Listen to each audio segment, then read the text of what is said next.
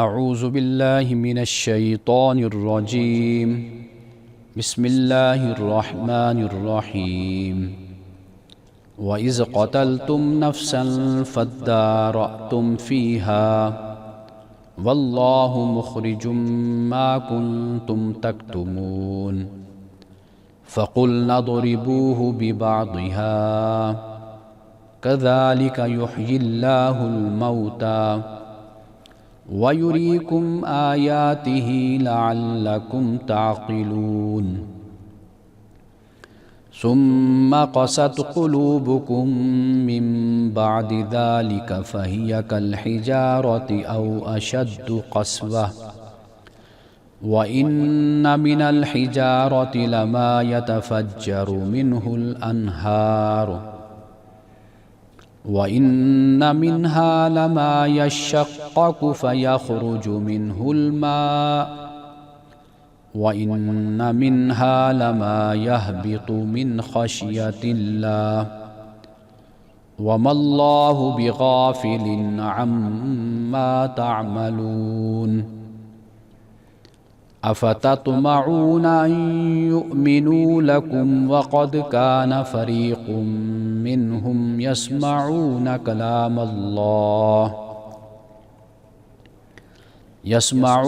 كَلَامَ اللَّهِ ثُمَّ يُحَرِّفُونَهُ مِن بَعْدِ مَا عَقَلُوهُ وَهُمْ يَعْلَمُونَ صدق اللہ العظیم۔ اور یاد کرو جب تم نے ایک نفس کو قتل کر دیا، پھر اس کے بارے میں ایک دوسرے پر الزام بازی کی، حالانکہ اللہ وہ سب کچھ ظاہر کرنے والا ہے جو تم چھپاتے ہو۔ تو ہم نے کہا اس کو اس کے ایک جز سے مارو، اسی طرح اللہ مردوں کو زندہ کرے گا اور تم کو اپنی نشانیاں دکھاتا ہے تاکہ تم سمجھو۔ پھر اس کے بعد تمہارے دل سخت ہو گئے، بس وہ پتھروں کی مانند ہو گئے یا ان سے بھی زیادہ سخت۔ اور پتھروں میں یقیناً بعد ایسے بھی ہوتے ہیں جن سے نہریں پھوٹ نکلتی ہیں، بعد پھٹ جاتے ہیں اور ان سے پانی جاری ہو جاتا ہے، اور ان میں سے بعد ایسے بھی ہوتے ہیں جو خوف خدا سے گر پڑتے ہیں، اور اللہ اس سے بے خبر نہیں ہے جو تم کر رہے ہو۔ کیا تم لوگ یہ توقع رکھتے ہو کہ یہ لوگ تمہاری بات مان لیں گے؟ اور حال یہ ہے کہ ان میں سے ایک گروہ اللہ کے کلام کو سنتا رہا ہے اور اس کو سمجھ چکنے کے بعد اس کی تحریف کرتا رہا ہے، اور وہ جانتے ہیں۔ پروگرام الکلام میں آپ تمام دیکھنے والوں کو خوش آمدید۔ آج ہم نے آیت نمبر 72 سے لے کر 75 تک، یعنی 72 سے 75 تک تلاوت کرنے کا شرف حاصل کیا، اور ہم نے ترجمہ بھی اس کا پڑھا ہے۔ اس میں جو چند مسائل ہیں وہ میں بعد میں بیان کرتا ہوں، لیکن کل جو ہم نے پڑھا تھا میں چاہتا ہوں کہ اس کا ایک جائزہ ہم لے لیں، تاکہ جو سبق اس کے اندر موجود ہے وہ ہم ایک دفعہ پھر اس کو دہرا لیتے ہیں۔ یعنی حضرت موسیٰ علیہ السلام نے جب اپنی قوم سے کہا کہ گائے کو ذبح کرو، تو انہوں نے پھر حضرت موسیٰ علیہ السلام سے مذاق کے انداز میں کہا کہ بھئی کیا تم ہم سے مذاق کرتے ہو؟ پھر انہوں نے پوچھا کہ اپنے رب سے پوچھ کر بتاؤ کہ بھئی وہ گائے کیسی ہو؟ تو جواب یہ آیا کہ وہ گائے نہ بوڑھی ہو نہ بچیا ہو، اس کے درمیان ہو۔ پھر دوسرا سوال یہ کیا کہ پھر ذرا اپنے رب سے یہ پوچھ کر بھی بتاؤ کہ اس کا رنگ کیسا ہو؟ تو رنگ کے بارے میں پھر بتایا گیا کہ وہ سنہری ہو، شوخ رنگ، دیکھنے والوں کو وہ پسند آئے۔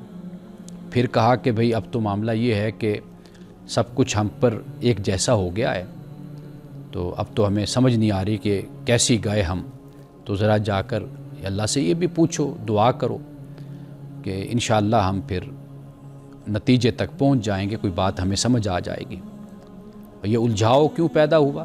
مسلسل سوالات سے، اور جواب جو دیے گئے پھر اس کے پر عمل نہیں کرنا، پھر ایک اور سوال کر دینا۔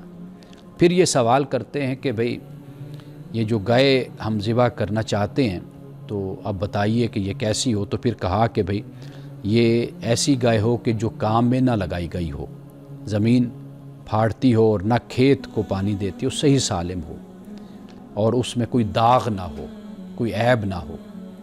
اب یہ حضرت موسیٰ علیہ السلام نے پھر ان کو بتایا اور آخر میں پھر وہ گائے کو ذبح کرنے پر تیار ہوئے، لیکن اللہ یہ فرماتا ہے کہ بھئی وہ یہ کرنا نہیں چاہتے تھے۔ ناظرین کرام، یہاں پر ایک لفظ ہے حق، اس کے بارے میں آپ لوگ بھی ضرور متجسس ہوں گے کہ یہ لفظ حق جو استعمال ہم کرتے ہیں، یہ قرآن مجید کی روشنی میں اگر ہم دیکھیں تو یہ لفظ کیا ہے، یعنی ہم کس طرح اس کو بیان کر سکتے ہیں، اس کو سمجھ سکتے ہیں۔ تو آئیے مختصر ذرا اس پر بات کرتے ہیں، پھر ہم اپنے اگلے سبق کی طرف ہم جائیں گے۔ پہلی بات یہ کہ وہ چیز جس کا واقع ہونا یقینی اور قطعی ہو کہ اس نے واقع ہونا ہے تو اس کو حق کہتے ہیں، اور قیامت کو اس لیے حق کہا جاتا ہے، یعنی اسی معنی میں، کیونکہ قیامت یقینی ہے، قطعی ہے اور اس نے واقع ہونا ہے تو لہٰذا وہ حق ہے۔ وہ چیز جو اخلاقی حیثیت سے واجب ہوتی ہے تو اسے بھی قرآن مجید حق کہتا ہے، جیسے عدل ہے، اعدلو، عدل کرو، تو یہ کیا ہے؟ جو اخلاقی حیثیت سے لازم ہو جاتی ہے، کمپلسری ہوتی ہے، تو اس کو بھی قرآن پاک حق کہتا ہے۔ اور اسی طرح وہ چیز کہ جو جھگڑے اور اختلاف کے درمیان قول فیصل کی حیثیت رکھتی ہو، یعنی فیصلہ کن بات کی جو چیز حیثیت رکھتی ہو، قرآن اس کو بھی حق کہتا ہے۔ اس لیے جو قرآن ہے خود اس پہلو سے قرآن کو بھی قرآن مجید میں اللہ سبحانہ و تعالیٰ نے حق فرمایا ہے۔ اسی طرح غایت اور مقصد جو ہوتا ہے اس کے مفہوم کے لیے بھی یہ لفظ قرآن مجید میں استعمال ہوا ہے، یعنی آسمان و زمین کی جو تخلیق ہے اس معنی میں اس کو حق کہا گیا ہے۔ یعنی ایسا نہیں ہے کہ اللہ نے زمین اور آسمان کو بے مقصد پیدا کیا، بلکہ اللہ نے اس کائنات میں جو چیز بھی پیدا کی ہے وہ چیز حق ہے، بے مقصد نہیں۔ یحسب الانسان ان یترک سدی، کیا انسان یہ خیال کرتا ہے کہ اس کو ایسے چھوڑ دیا جائے گا؟ کہ کبھی نہیں۔ انسان کی زندگی کا ایک مقصد ہے، اس کائنات کی ہر چیز کا ایک مقصد ہے، تو لہٰذا مقصد اور غایت کے مفہوم میں حق کا لفظ استعمال ہوا ہے۔ اور جو چیز اپنے ظہور کے لحاظ سے بالکل واضح ہو اور بین ہو اسے بھی قرآن پاک حق کہتا ہے۔ اب یہ دیکھیے کہ یہاں پر جو حق کہا گیا وہ حق یہی ہے۔ قالوا الآن جئت بالحق، کہا کہ اب آپ لائے ہو حق، یعنی اب جو بات واضح اب ہوئی ہے ہم پر، بین اب ہوئی ہے۔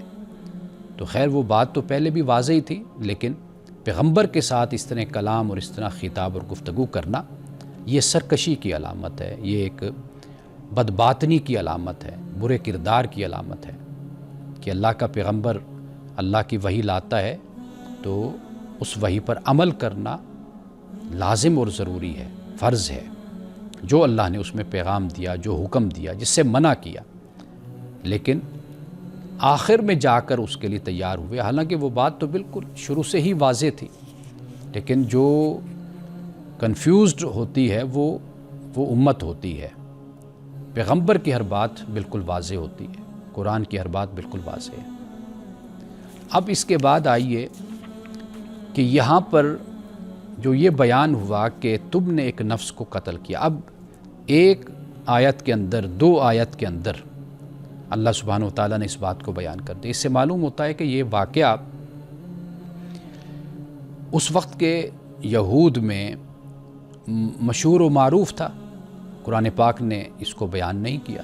یعنی اگر یہ واقعہ کچھ ایسا ہوتا کہ جو معروف نہ ہوتا، مشہور نہ ہوتا، اس کو اس وقت کے لوگ نہ جانتے ہوتے تو پھر قرآن تفصیل کے ساتھ اس کو بیان کر دیتا۔ تو یہاں جو اختصار اختیار کیا گیا، اجمال اختیار کیا گیا، اس سے معلوم یہ ہوتا ہے کہ یہ واقعہ معلوم تھا، یعنی ان کو پتہ تھا، اس لیے 2 آیتوں کے اندر اللہ سبحانہ و تعالیٰ نے اس کو بیان کر دیا، اور یہ بھی بیان کر دیا کہ جو تم چھپاتے ہو اللہ اس کو کھولنے والا ہے، اس کو نکالنے والا ہے۔ تو تم اپنے جیسے لوگوں پر تو کسی بات کو چھپا سکتے ہو، پوشیدہ رکھ سکتے ہو، مخفی رکھ سکتے ہو، لیکن خدا سے کوئی بات بھی پوشیدہ تم نہیں رکھ سکتے۔ اب یہ جو پہلے ہم نے واقعہ پڑھا وہ اور یہ، اب اس کی جو صورت بنتی ہے کہ یہ ایک واقعہ ہے گائے کے ذبح کرنے کا، اور پھر اس کے بعد جو آیت نمبر 72 اور 73 میں جو واقعہ بیان کیا گیا وہ یہ ایک ہی واقعہ ہے۔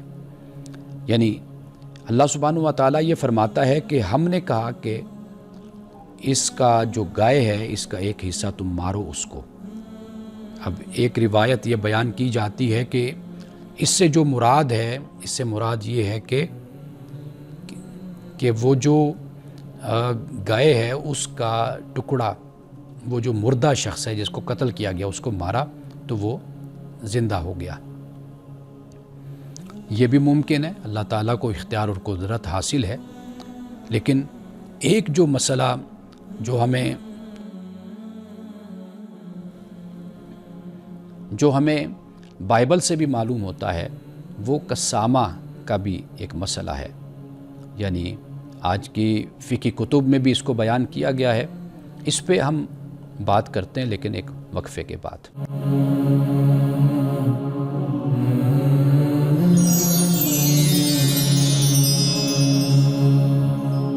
وقفہ سے پہلے ہم قسامہ پہ بات کر رہے تھے، اور قسامہ یعنی قسم، یہ اگر کوئی شخص قتل ہو جاتا ہے کسی خاص ایریا میں، اس وقت تو قبائل ہوتے تھے، قبیلے ہوتے تھے، تو اگر کسی قبیلے کے قریب اگر کسی شخص کا قتل ہو جاتا تھا تو پھر جو قبیلہ خیال کیا جاتا تھا یا جس پہ شبہ ہوتا تھا، جس پہ شک ہوتا تھا، ان کے افراد کو بلایا جاتا تھا، اور پھر اس معاملے کو اس طرح حل کیا جاتا تھا کہ وہ رسا بھی ہوتے تھے اور اس قبیلے کے لوگ بھی ہوتے تھے۔ پھر وہ اگر جو وہ رسا ہیں وہ قسمیں کھاتے تھے، اور اس کے مقابل جو وہ قسمیں کھائیں نئی قسمیں کھاتے، وہ پھر ذمہ دار ان کو ٹھہرا دیا جاتا تھا، اور وہ دیت پھر ان سے وصول کی جاتی تھی۔ یہ فقہی کتابوں میں بھی اس مسئلے کو بڑی تفصیل کے ساتھ بیان کیا گیا ہے۔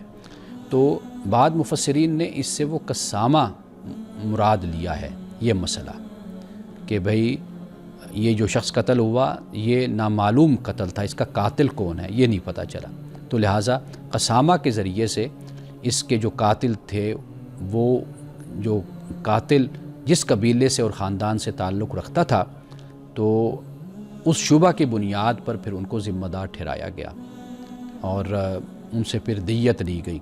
یہ بات بھی بعد مفسرین نے بیان کی ہے، لیکن اکثر طور پر جو رائے اختیار کی گئی ہے وہ یہی ہے کہ گائے کا جو ٹکڑا ہے وہ مقتول کو لگایا گیا، اور اس کے بعد وہ مقتول زندہ ہوا اور اس نے نشاندہی کر دی اپنے قاتل کی کہ میرا قاتل کون ہے۔ بہرحال اب اس کے بعد ہم یہ دیکھتے ہیں کہ اللہ سبحانہ وتعالی انسان اور پتھر، انسانوں کے بارے میں یہ ہے کہ انسان کو ارادہ ہے، اختیار حاصل ہے، اور انسان جو بھی کرتا ہے اپنی خواہش سے یا اپنے ارادے سے کرتا ہے۔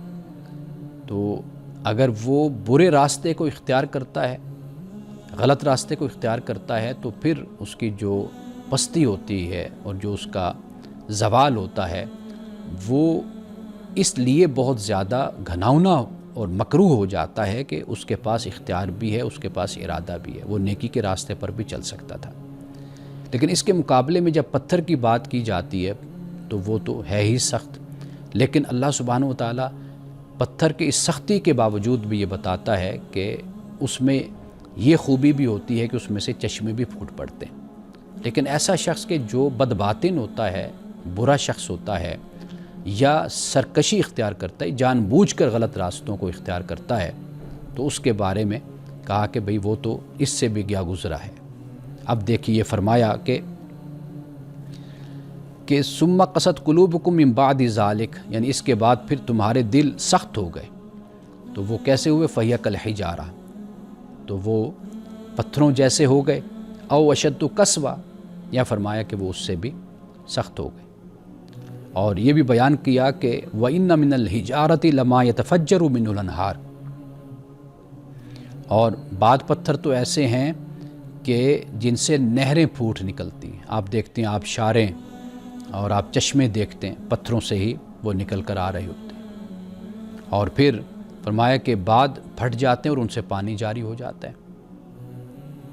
اور پھر اس سے آگے فرمایا کہ وَإِنَّ مِنْهَا لَمَا يَشَّقَّقُ فَيَخْرُجُ مِنْهُ الْمَاءُ وَإِنَّ مِنْهَا لَمَا يَهْبِطُ مِنْ خَشْيَةِ اللَّهِ، اور بعد ایسے بھی ہوتے ہیں جو خوف خدا سے گر پڑتے ہیں، اللہ تعالیٰ کی خشیت سے۔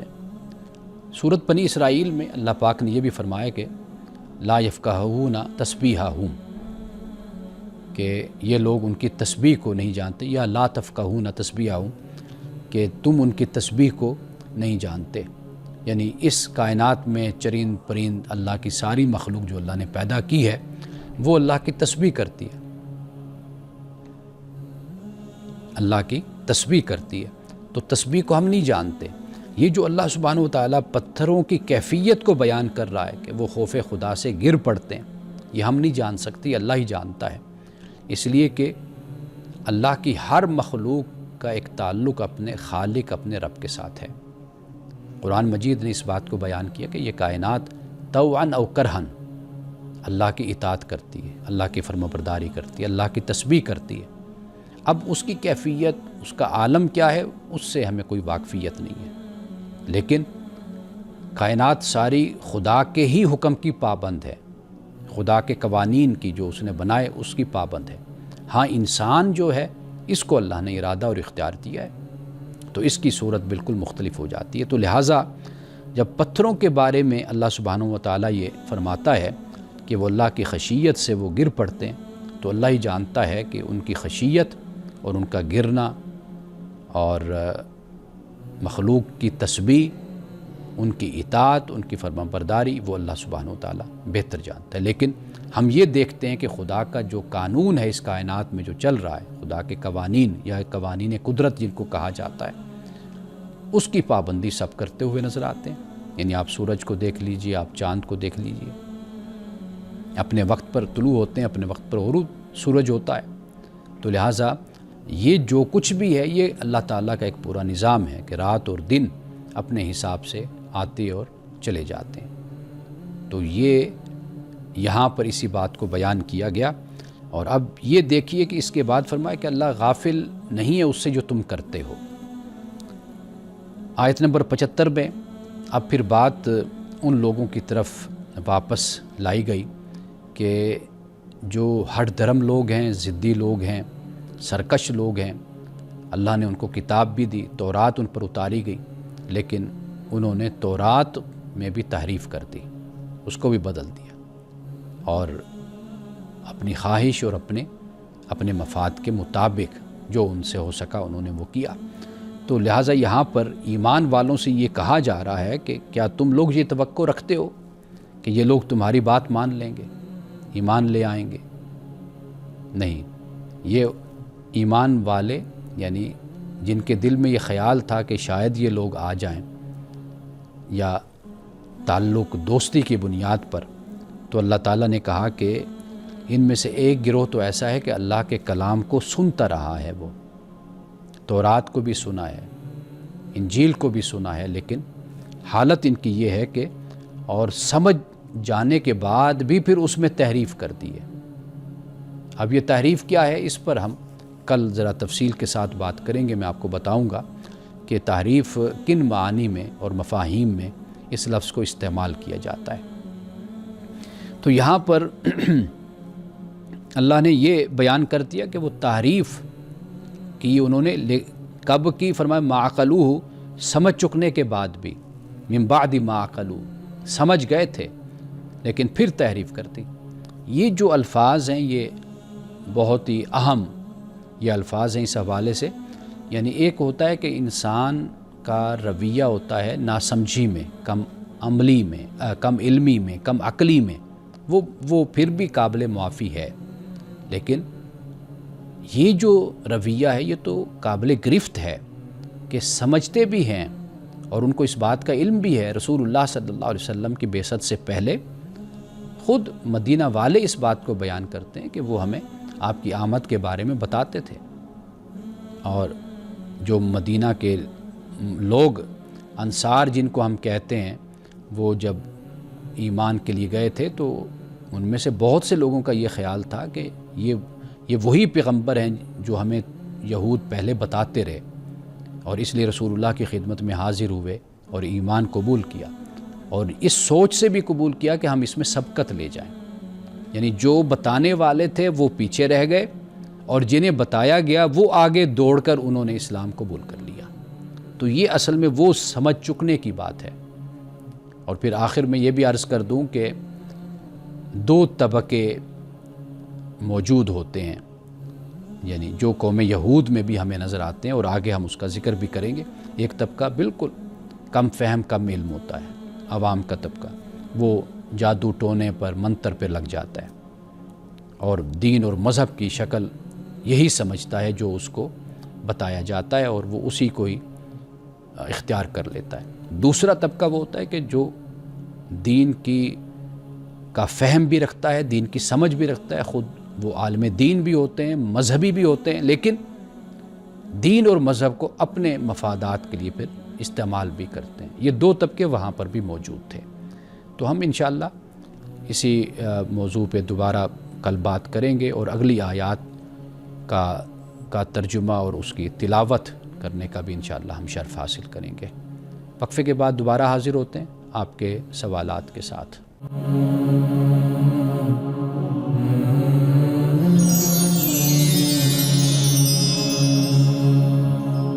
وقفے کے بعد دوبارہ آپ کی خدمت میں حاضر ہیں، اور ایک سوال ہے آب زمزم کے پینے کے بارے میں۔ پوچھا یہ گیا ہے کہ جی ہم عمرے پہ جا رہے ہیں تو یا یہ ہے کہ عمرے سے ہم آتے ہیں تو پانی اپنے ساتھ لاتے ہیں۔ تو اصل جو سوال ہے وہ یہ ہے کہ آب زمزم کیا کھڑے ہو کر پینا یہ کوئی لازم ہے، یا یہ کیا عمل ہے دین میں، شریعت میں، اس کا کیا سٹیٹس ہے؟ اصل میں سوال یہ ہے۔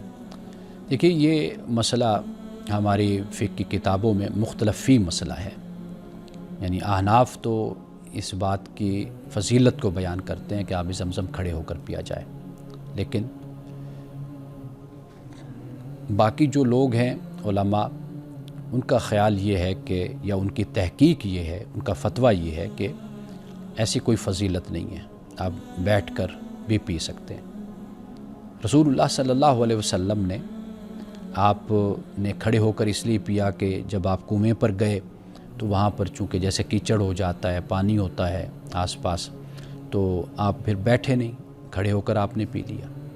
یا یہ بھی کہا جاتا ہے کہ رسول اللہ صلی اللہ علیہ وسلم سواری پر موجود تھے، بعض لوگوں نے سمجھا کہ آپ کھڑے ہو کر پی رہے ہیں، حالانکہ آپ سواری پر تھے۔ بہرحال دونوں طرف سے دلائل ہیں، تو لیکن جہاں تک میری تحقیق آپ کہہ لیجئے، میں یہی سمجھتا ہوں کہ آب زمزم کو بیٹھ کر ہی پینا ہے جیسے ہم باقی پانی پیتے ہیں۔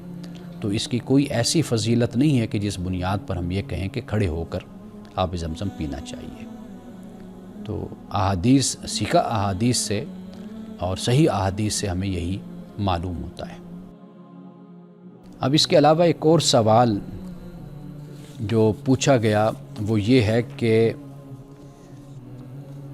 جدید انسان، یعنی آج کے دور کا جو انسان ہے، جدید انسان کی فلاح کامیابی مادی پیمانوں پر ہے، یعنی ہمارے ہاں جو مادی کامیابی ہے، میٹیریلزم جس کو کہا جاتا ہے، یہ ایک ہمارا پیمانہ ہے کہ ہم سمجھتے ہیں کہ یہ کامیابی ہے۔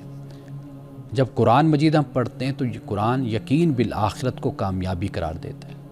اس تضاد کو کیسے حل کیا جائے، اس کو ختم کیا جائے؟ سب سے پہلے تو میں یہ عرض کروں گا کہ قرآن مجید میں سورۃ آل عمران جہاں موت کا ذکر ہے، وہاں پر اللہ سبحانہ وتعالیٰ نے یہ فرمایا ہے کہ تمہیں پورا اجر دیا جائے گا، اور کامیاب کون ہے کہ جسے آگ سے دور کر دیا گیا، اور جنت میں داخل کر دیا گیا، فقد فاز، تو فرمایا کہ وہ کامیاب ہے۔ تو یہ بالکل صحیح بات ہے کہ قرآن کا جو کامیابی کا تصور ہے، فوز و فلاح کا تصور ہے، وہ بالکل مختلف ہے۔ یہ عہد حاضر کا یہ سب سے بڑا ایک فکری تضاد آپ اس کو کہہ سکتے ہیں، یعنی جدید انسان کامیابی کو دولت، شہرت، عہدے، آسائش اور طاقت سے ناپتا ہے، جبکہ قرآن کامیابی کو یقین، عمل صالح، تقوی اور آخرت میں نجات اس سے وابستہ کرتا ہے۔ تو تضاد کو ختم کیسے کرنا ہو، تو اس پہ ذرا ہم بات کرتے ہیں اور سوچتے ہیں کہ کیسے ختم کیا جائے۔ تو دنیا کی کامیابی یہ کیا ہے؟ یہ مقصد نہیں، وسیلہ ہے۔ یعنی اس کو اس طریقے سے سمجھیے کہ آپ دنیا میں ترقی کریں، آگے بڑھیں، لیکن یہ بات یاد رکھیے کہ یہ ایک وسیلہ ہے، مقصد نہیں۔ یعنی اگر آپ دنیا میں خوشحال ہیں تو آپ اپنی دولت کو خرچ کریں گے، آپ اس دولت کے ذریعے سے تعلیمی مراکز بنا سکتے ہیں، آپ غریبوں کے لیے کام کر سکتے ہیں، تو یہ دولت ایک وسیلہ بن جاتی ہے اس مقصد کو حاصل کرنے کا جو خدا تک آپ کو لے کر جاتا ہے۔ آخرت کی کامیابی مقصد اور دنیا اس کی تیاری، یہ اور قرآن دنیا کو رد نہیں کرتا بلکہ مصرف کو درست کرتا ہے۔ اور یہاں پر جو قرآن مجید کی آیت ہے وَلَا تَنْسَ نَصِيبَكَ مِنَ الدُّنْيَا، فرمایا کہ دنیا سے اپنا حصہ لینا مت بھول۔ تو لہٰذا دنیا میں رہنا ہے، دنیا میں کمانا ہے، اور دنیا میں جو کمایا وہ اس کو مقصد کے حصول کے لیے خرچ کرنا ہے اس کو۔ رسول اللہ صلی اللہ علیہ وسلم کی پسندیدہ جو دعا ہے وہ ربنا آتنا فی الدنیا حسنہ، اے ہمارا رب ہمیں دنیا میں حسن عطا کر۔ اب دنیا پہلے، پھر اس کے بعد آخرت، کیونکہ دنیا میں پہلے ہم آئے، پھر اس کے بعد ہماری آخرت ہے۔ تو ایمان بالآخرت کی جب ہم بات کرتے ہیں نا، آخرت پر ایمان، یہ در حقیقت آپ کی دنیا کی زندگی کو بامقصد بنا دیتا ہے یہ ایمان۔ یعنی بامقصد اس طریقے سے کہ آپ یہاں پہ جو کر رہے ہیں، مثلا اگر آپ نعوذ باللہ کوئی آخرت کو نہیں مانتا، وہ تو یہ خیال کرے گا بس ٹھیک ہے، مجھے اگر یہاں پر اچھے کام کرنے ہیں تو مجھے کون سا اس کا کوئی نتیجہ ملنا ہے، اور برے کام کرنے تو کون سی سزا ملنی ہے۔ تو یہ بالکل اس سے ایک علیحدہ نفسیات تیار ہو جاتی ہے جو آخرت پر ایمان نہیں رکھتے ان کی، اور جو آخرت پر ایمان رکھتے ہیں ان کی یہ نفسیات تیار ہوتی ہے کہ وہ یہ سوچتے ہیں کہ ہم یہاں پر جو بھی کریں گے اس کا ہمیں آخرت میں جواب دینا ہوگا، یعنی ہم سے سوال ہوگا، جواب دہی ہوگی، یا ہمیں اس پر انعام دیا جائے گا۔ تو لہٰذا اس عقیدے سے جو انسان کے پاس طاقت ہے نا، یہ طاقت کو عدل، رحمت بنا دیتا ہے، اور یعنی عدل کو، دولت کو رحمت بنا دیتا ہے، اور جو نفاق ہے اور جو علم ہے اسے انسان کے لیے ایسے بنا دیتا ہے کہ خود بھی انسان اس سے فائدہ اٹھاتا ہے اور دوسروں کو بھی انسان فائدہ دیتا ہے، اور آخرت میں خدا سے پھر اس پر اجر لیتا ہے۔ تو لہٰذا جو ایمان بالآخرت ہے، یقین بالآخرت ہے، یہ در حقیقت انسان کی دنیا کی جو زندگی ہے اس کو بامقصد بناتے ہیں۔ تو لہٰذا جو عملی حل ہمارے سامنے آتا ہے، ایک تو یہ ہے کہ فکری سطح، یعنی کامیابی کے معنی کی اصلاح ہونی چاہیے، ہمیں پتہ ہو کہ کامیابی کیا ہے، ایک دنیوی کامیابی اور کوئی اخروی کامیابی۔ دنیوی کامیابی آخرت کے ساتھ جڑی ہوئی ہے۔ تو ہم اسی سوال پہ مزید کچھ بات کرتے ہیں، لیکن ایک وقفے کے بعد۔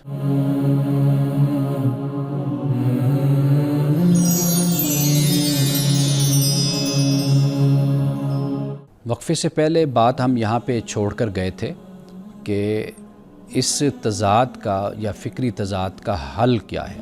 ایک تو بات میں نے یہ عرض کی تھی کہ کامیابی کا جو معنی ہے اس کی اصلاح ہونی چاہیے، یعنی ہمیں یہ بات سمجھنی چاہیے کہ دنیا کی کامیابی کامیابی ہے، اس میں کوئی شک نہیں ہے۔ آپ سائنٹسٹ بن جاتے ہیں، آپ پروفیسر بن جاتے ہیں، آپ ڈاکٹر بن جاتے ہیں، انجینئر بن جاتے ہیں، بالکل کامیابی ہے، اس میں کوئی شک نہیں ہے۔ لیکن آپ اپنے ذہن میں یہ بات رکھیے کہ یہ آپ کی اخروی زندگی کے لیے ایک وسیلہ بن جائے. آپ انسانیت کی خدمت کریں، مخلوق خدا کی خدمت کریں، آپ دین کی خدمت کریں، آپ اچھے راستے پر چلیں، مثبت اور تعمیری کام کریں، تو یہی سب کچھ آپ نے جو یہاں پر کمایا یہ آپ کے لیے آخرت میں مفید ہو جائے گا، فائدہ مند ہو جائے گا. اور دوسری بات یہ کہ اخلاقی سطح پر یہ جو میں کا لفظ ہے اس کی جگہ ہم کا لفظ استعمال ہمیں کرنا چاہیے. یعنی میں یہ یا میں وہ، میں نے یہ کیا، میں نے وہ کیا، تو ایسا نہیں ہوتا. آپ کہیں پر بھی ہوں تو ہم ہوتے ہیں، میں نہیں ہوتے. تو یہ بھی ایک جسے اخلاقی سطح کہتے ہیں، اس پر بھی ہمیں تربیت کی ضرورت ہے، کیونکہ ہم اپنی ذات سے کبھی باہر نہیں نکلتے. وہ ہمارے بڑے ہوں، چھوٹے ہوں، وہ کوئی رہنما ہوں، سیاستدان ہوں، مذہبی لوگ ہوں، ہم یہ لفظ بولنے کی ہمیں عادت نہیں ہے. میں کا لفظ ہم بہت زیادہ، یعنی ہم خود اپنے نام پہ ایک شخص جو ان سے وہ کریڈٹ لیتا ہے، سب کو کریڈٹ نہیں دیتا. اور تیسری بات یہ ہے کہ جو عبادت ہے اس کو زندگی کا مرکز ہمیں خیال کرنا چاہیے، اس کو رسومات کے طور پر نہیں لینا چاہیے. یعنی ہم نماز پڑھتے ہیں، ہم عبادت کرتے ہیں، تو یہ زندگی کا کیا ہے؟ یہ مرکز ہے، یہ ایک نقطہ ہے، اس پر ہمیں توجہ دینی چاہیے. ایک رسم اور رواج کے طور پر ان چیزوں کو اختیار نہیں کرنا چاہیے. یعنی کچھ تو اصلاح کے لیے ہمیں اپنی فکری طور پر جو ہمارے بنائے ہوئے سانچے ہیں ان کو بھی بدلنے کی ضرورت ہے. اخلاقی سطح پہ کہ جہاں ہم بہت گراوٹ کا شکار ہو گئے اس پر بھی ہمیں دیکھنا چاہیے. اور تیسرے نمبر پر ہمیں اس حوالے سے، روحانی حوالے سے آپ کہہ سکتے ہیں کہ اس پر بھی ہمیں جائزہ لینا چاہیے. تو پھر یہ جو جدید انسان کا جو فلاح اور کامیابی کا جو نقطہ نظر ہے وہ تبدیل ہوگا اور وہ مطلب پرستی سے باہر انسان پھر آئے گا. اس کے بعد ایک سادہ سا ایک فقہی سوال ہے کہ لوگ نماز پڑھتے ہیں تو اپنی انگلیوں کو چٹکھاتے رہتے ہیں، یعنی کڑاکے جس کو ہم کہتے ہیں، وہ انگلیوں کو نکالتے رہتے ہیں. اب یہ جو اس کے بارے میں پوچھا گیا بھئی اس سے کیا نماز ٹوٹ جاتی ہے، یہ کیا ہے عمل؟ دیکھیے ایک غیر ضروری یہ عمل ہے، یہ غیر ضروری فعل ہے کہ جو آپ نماز کے دوران کر رہے ہیں. یعنی آپ کی توجہ نماز پہ ہونی چاہیے، اللہ کی طرف ہونی چاہیے، اور جہاں سجدے کی جگہ ہے وہاں پر آپ کی نظر ہونی چاہیے. تو گویا کہ جب آپ اپنی انگلیوں کو چٹکھا رہے ہیں تو نماز سے آپ کی توجہ تقسیم ہو گئی، ہٹ گئی آپ کی توجہ، یا آپ توجہ نہیں دے رہے تو آپ اس شغل میں اپنے آپ کو آپ نے لگا لیا. تو اس لیے علماء کرام نے اس کو مکروہ کہا، یعنی یہ ایک ناپسندیدہ فعل ہے اور اس سے پرہیز کی جانی چاہیے. آخری سوال ہے، ممکن ہے کہ ہماری بات یہاں مکمل ہو یا نہ ہو، لیکن میں پھر بھی آئندہ پروگراموں میں بھی اس سوال پر بات کرتا رہوں گا. یہ بڑا اہم سوال ہے، وہ یہ ہے کہ جدید فتنے جو ہیں، دجالیت، اس پر ہم نے ایک پروگرام میں بات کی تھی کہ دجالیت یعنی جھوٹ، فریب، دھوکہ، سب کچھ آنکھوں کا دھوکہ ہے جو دکھایا جا رہا ہے، حقیقت کچھ نہیں ہے اس میں. یہ ہے جیسے فحاشی معاشرے میں عام ہوتی ہے. تو یہ جو فتنے ہیں اس طرح کے، تو ان کے مقابلے کے لیے کیا فکری اور تربیتی نظام بنانا چاہیے جو ہمیں جس کی ضرورت ہے. تو مقابلے کی جگہ اگر ہم یہ طریقہ اختیار کریں کہ ہم اپنی شخصیت کو ہی اس طریقے سے ڈیولپ کریں، اپنی تعمیر ہم اس انداز سے کریں کہ خود بخود جو فتنے ہوں وہ ہماری ذات پر اثر انداز ہی نہ ہوں. تو یہ جو ہم جب مقابلے کا لفظ بولتے ہیں نا تو پھر وہ ایک دوسرا معنی اور مفہوم اس کا نکل آتا ہے، رد عمل والا. یعنی آپ اپنے آپ کو جینون ایسا بنا لیں کہ آپ 100 فتنے ہوں تو آپ کو پرواہ ہی نہ ہو اس سے. تو یہ ایک سوال ہے. 2 باتیں اسلام بیان کرتا ہے، ایک تو علم ہے اور ایک تربیت ہے. آپ دیکھیں گے کہ فتنوں میں جو لوگ پھنس جاتے ہیں یا گمراہ ہو جاتے ہیں، تو وہ جو فتنوں میں پھنس جاتے ہیں وہ در حقیقت علم نہ ہونے کی وجہ سے پھنستے ہیں. اور دوسری بات کیا ہوتی ہے؟ وہ تربیت کی کمی ہے. اب یہ دیکھیے کہ عقل، وحی اور فطرت، اس میں توازن، فکری نظام پہ میں بات کر رہا ہوں، اس میں توازن لانا چاہیے، یعنی قرآنی فکر کی جو گہرائی ہے وہ ہم حاصل کریں، یعنی قرآن کے فکری پیغام سے اپنے آپ کو ہم جوڑیں، اور وحی اور عقل اس کو بھی ہم پیش نظر رکھیں، یعنی جدید سائنسی جو فکری مباحث ہیں ان کو وحی کی روشنی میں ہم سمجھیں، دیکھیں، اور اسلامی جو فلسفہ انسان ہے، انسان کے بارے میں، یعنی انسان صرف مادی نہیں، روحانی اخلاقی وجود بھی رکھتا ہے، اس کو بھی اپنے پیش نظر رکھیں۔ اور پھر یہ کہ علمی مکالمہ اور تنقیدی سوچ، کریٹیکل تھنکنگ، یہ اس کی تربیت ہم اپنے معاشرے میں دیں۔ اگر تربیتی نظام کی ہم بات کریں تو پھر عبادات کی روح کے ساتھ تربیت اس کی ضرورت ہے۔ نماز، روزہ، زکوٰۃ، حج، یہ سب کچھ ہے، یہ رسمی فریضہ نہیں ہے، یہ ہماری روح کو بیدار کرتے ہیں یہ عبادات۔ روحانی اور اخلاقی تربیت، رسول اللہ صلی اللہ علیہ وسلم کی سیرت کو پڑھا جائے، یعنی رحم ہے، عدل ہے، حلم ہے، حیا اور صدق ہے، اور معاشرتی خدمت، یہ بھی تربیتی نظام کا حصہ ہونی چاہیے، یعنی صرف عبادات پر زور نہ ہو بلکہ معاشرے کی خدمت، یہ بھی اس کا شعور ہمیں دیا جانا چاہیے۔ اور پھر رابطے کا ایک نظام ہو، مسجد ہے، مدرسہ ہے، گھر ہے، ان کا ایک ربط ہو کہ جو انسان گھر سے تربیت لے رہا ہے پھر وہ مسجد میں جا رہا ہے، وہاں سے بھی اس کی تربیت کا انتظام ہو رہا ہے، پھر وہ اپنے اسکول، تعلیمی ادارے میں جاتا ہے، وہاں بھی اس کی تربیت کا انتظام ہوتا ہے۔ تو یہ یعنی فکری اور تربیتی نظام جو میں نے آپ کے سامنے کچھ پوائنٹس رکھے، ان بنیادوں پر ایک ایسا تشکیل دیا جا سکتا ہے کہ جس سے ہم جدید فتنے ہیں ان سے ہم خود کو بھی بچا سکتے ہیں اور اپنی نسلوں کو بھی بچا سکتے ہیں۔ ناظرین اکرام، انہی الفاظ کے ساتھ آج کے پروگرام سے میں اجازت چاہوں گا، کل آپ سے دوبارہ ملاقات ہوگی۔ السلام علیکم ورحمۃ اللہ وبرکاتہ۔